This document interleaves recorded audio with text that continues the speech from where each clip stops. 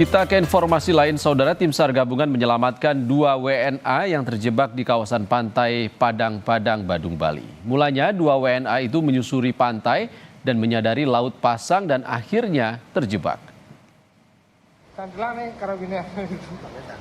Keduanya merupakan warga negara Rusia yang terjebak. Satu-satunya akses evakuasi berupa tebing yang curam ditambah kondisi gelap.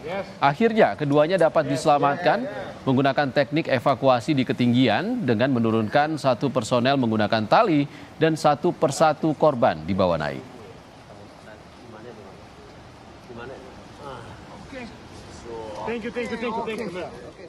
Kondisi membahayakan manusia, 2 orang WNA berkebangsaan Rusia, mempertimbangkan keselamatan tim dan keselamatan korban. Sekitar pukul 2 dini hari, korban berhasil kita evakuasi dalam keadaan selamat. Adapun kendala kita di lapangan, yang pertama adalah visibility, kedua vegetasi.